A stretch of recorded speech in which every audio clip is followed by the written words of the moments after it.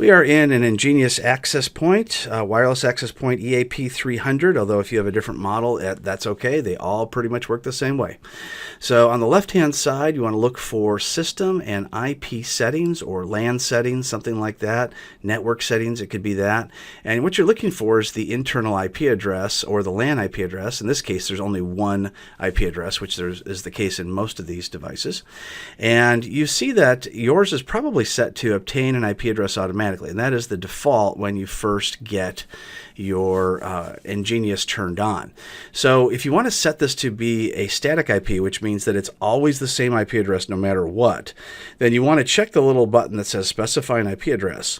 Now the next part is a little bit trickier if you're not that experienced with networking, but I'll try to get you through it as easy as possible. So you have several different settings here. You have the IP address, the subnet mask, and the gateway. Now the first two are super easy. So what you want to do is go to a command prompt by right-clicking on your start button and choosing command prompt. You could also type in the search box command prompt. And what we want to do is type ipconfig and hit enter. Now we scroll up to where it says our Ethernet adapter settings, and we can see that we have an IPv4 address. Don't worry about the IPv6. If you understand about that stuff, it means you probably are pretty good at networking already and you don't need this part of the lesson. So you want to go to IPv4, and you can see my IP address is 192.168.15.2. Don't worry about that for a minute. Let's just go to the next two things. The subnet mask, 255.3x.0, and my gateway is 192.168.15.1. So you want to copy those two numbers and put those into where it says the IP subnet mask, 255.255.255.0, and the gateway down here, you want to duplicate that as well. Default gateway, 192.168.15.1. All right, so two of our three critical pieces are done. Now we just need one more, and that is the IP address itself. So in this particular case, you want to make sure that the IP address is different than any other IP address on your network. Otherwise, if you have two things with the same IP address, it would be like the mail person trying to deliver a letter to two different houses with the exact same address. It just doesn't work.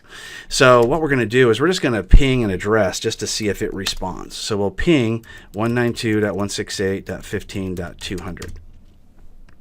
And when we ping that address, we see, oh, the destination host is unreachable. Well, that's a good sign, but a lot of times devices have firewalls on them. So we just want to make sure that the firewall is not, blocking ping. So all we have to do now is type ARP for Address Resolution Protocol -A and hit enter. You don't have to know what it means. It's just something that we do to check to make sure it's not communicating with that 200 address.